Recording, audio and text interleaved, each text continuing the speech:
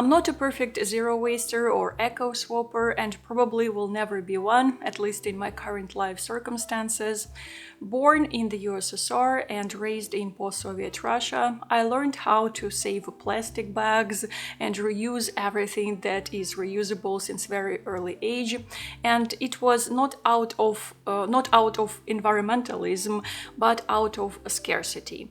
And throughout my life, I used to have an aversion to certain zero-waste alternatives because they reminded me of my poverty and scarcity background, and it wasn't a good feeling. So today I will share with you 5 easy eco swaps that I genuinely and unconditionally love and will always practice, as they make my life easier, make me feel better about myself and the environment, and even save some money. And in the end of the video, I'll show you a very cool vintage Soviet housekeeping book that I managed to find here in Tbilisi, and it's the exact copy of the book that my grandmother had in a small Siberian village. And we'll take a look at 4 zero-waste tips from there. It will be quite interesting. If you're new here, welcome. I'm Anna, and this channel is about the gentle philosophy of finding and nourishing your true self through meaningful ideas, relationships, and things. And if you are already a friend of the channel, I'm so glad to have your company again. So, the first low-waste habit that I love is the following.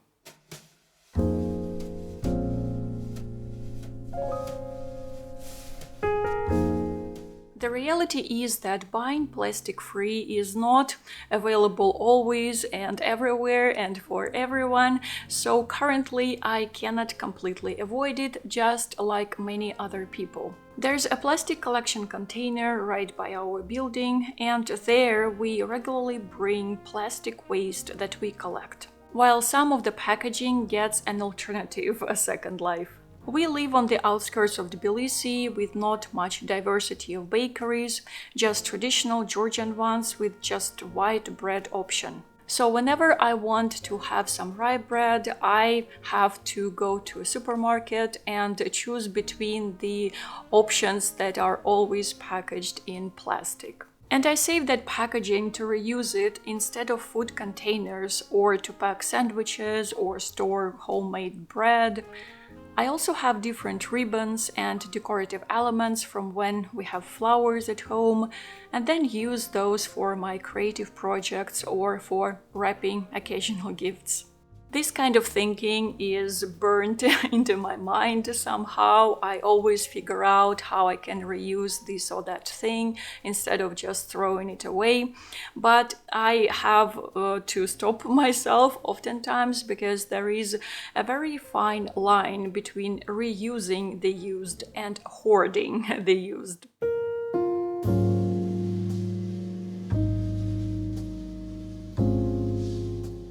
This had been the point of utter reluctance for me for a while, because my first ever period products were reusable ones. They were handmade. My mom taught me how to make those and use those, and I hated them so much as a young teen.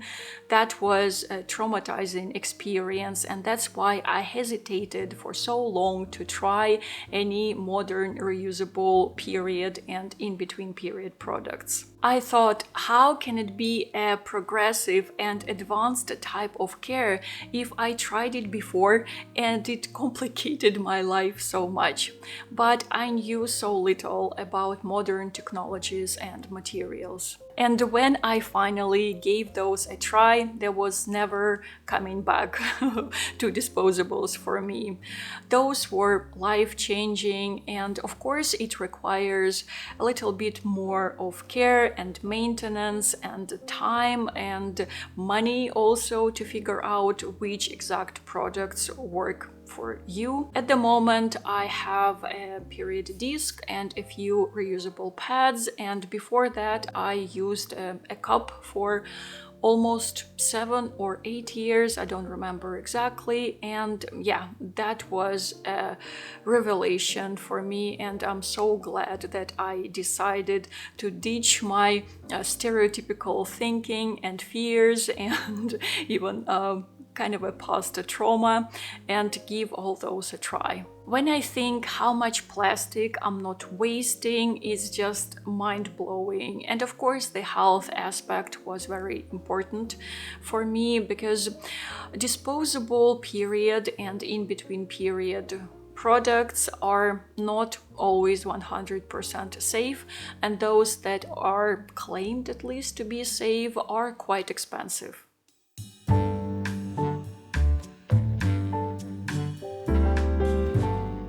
Knitting and crocheting is the best low-waste type of craft, because you can always undo whatever you don't like and then reuse the yarn. This spring I had a flop project, a color work cardigan that I ended up hating, although I've spent about 2 months making it.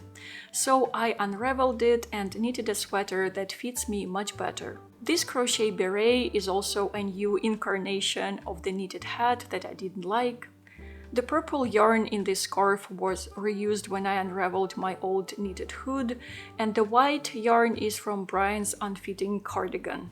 Now I also utilize small pieces of leftover yarn for embroidery to create extra thick or interesting textures.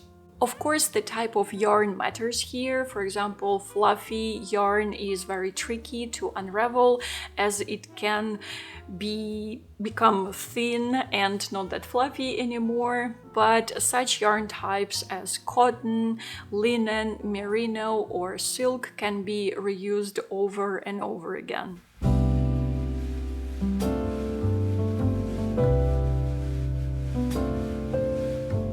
I use tote bags as regular everyday bags, not just for grocery shopping. I have 2 smaller bags that I alternate, and a day pack that is mostly my travel companion, and there are totes.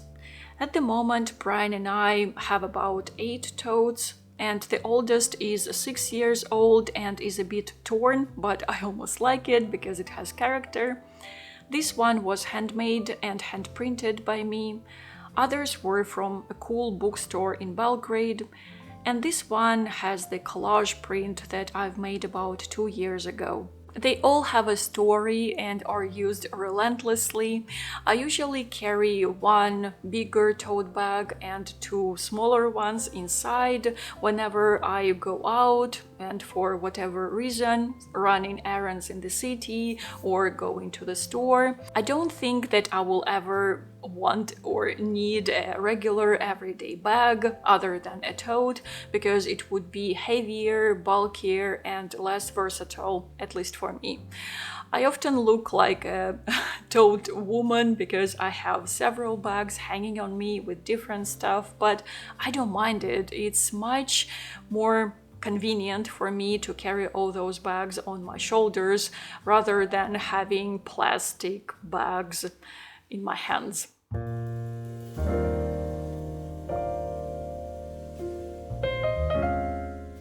It's the classics of a low-waste lifestyle, and I reuse jars not only as food containers but also for my hobbies and home decor. Not that much to say here, I'm sure you know everything about reusing jars, and the only risk that may arise here is the danger of hoarding too many jars.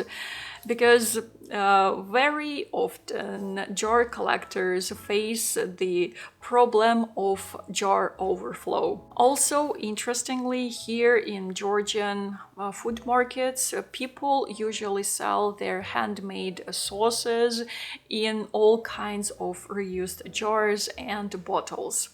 The culture of reusing and repurposing things is very much widely spread here.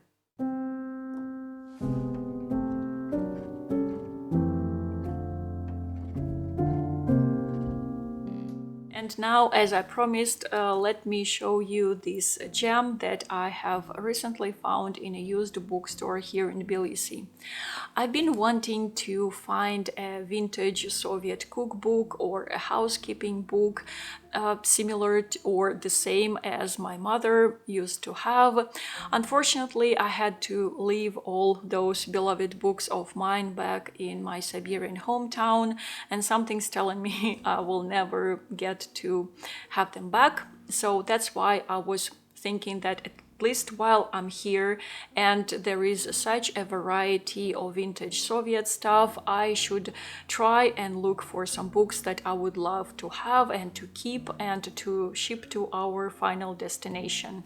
And I found this. This housekeeping book was published in 1957, and the most heartwarming fact is that my maternal grandmother used to have exactly the same book, and I used to flip through its pages since I was so young, and I remember almost everything from here, all the pictures at least, and a little bit of text. So yeah, that was a really cool travel back in time. I don't want to bore you with flipping through the entire book, and we'll just focus on 4 zero-waste tips in the sphere of housekeeping and also beauty, which resonates with the topic of this video and also the video that I released this week on Patreon, which is about my favorite healthy beauty hacks of 2024.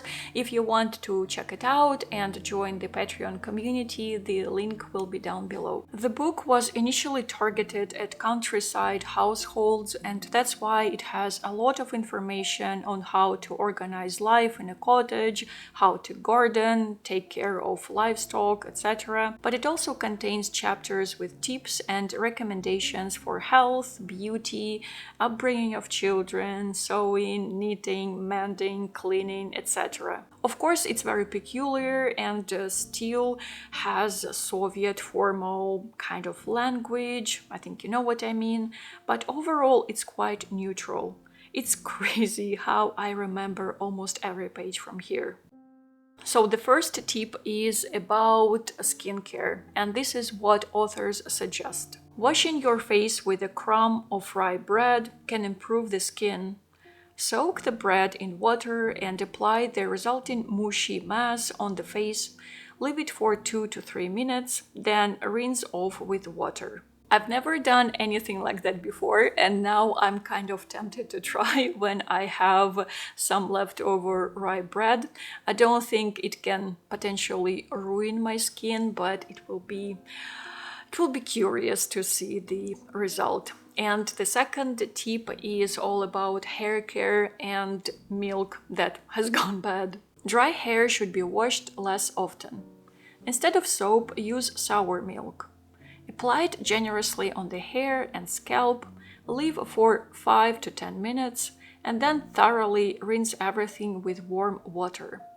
Sour milk makes the hair soft, silky, and shiny. I have tried this several times in my much younger years, and it worked. This tip is indeed effective. My hair was soft and shiny like never before, but it has one curious catch, not a very pleasant one.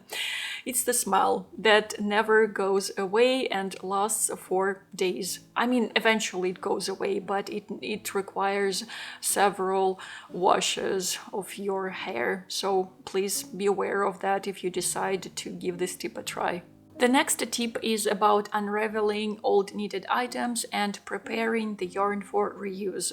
It's a bit of a longish instruction, and I don't want to bore you with translating it word for word, but here is briefly what it's all about. In a nutshell, the authors suggest forming skeins from the reclaimed yarn, washing them in soapy water, rinsing with vinegar water, and then drying them like this with a little weight at the bottom to help straighten the yarn that otherwise looks like ramen noodles. It's a great tip that I should use more. And the fourth tip from the Soviet 50s is all about washing the windows. The window glass can be washed with water by adding ammonia or vodka. 1 part alcohol to 10 parts water. After washing the glass, wipe it dry with a cloth or soft paper, preferably newspaper. You can also apply a mixture of water and finely ground chalk to the glass. When the mixture dries, wipe it off with soft paper. I never did the chalk thing, but I frequently used the ammonia and newspaper tip. My mother taught me how to do that when I was young, and somehow it worked. I don't know how, but it was a great way to utilize old newspapers. Right now, I think that barely anyone has any newspapers to reuse, but yeah, that was a really cool tip when there were no special glass washing liquids available. I believe that we should choose lifestyles and habits that are realistic, doable, and achievable to us at the moment. Many people experience a lot of mental and emotional pressure daily, and there is no need to add anything else to that pile if there is no urgency. So do what you can, what is accessible to you to reduce waste and to make your everyday routines at least a little bit more environmentally friendly. I hope you found this video interesting. Please let me know and feel free to share in the comments your own personal favorite eco swaps or low waste tips. Let's connect. Thank you so much for your time and attention, dear friends, and as always, a huge thanks to everyone who supports my work on Patreon and other tipping platforms, because thanks to you, this channel exists. And for now, be safe and keep your heart open, and I will see you soon. Пока-пока!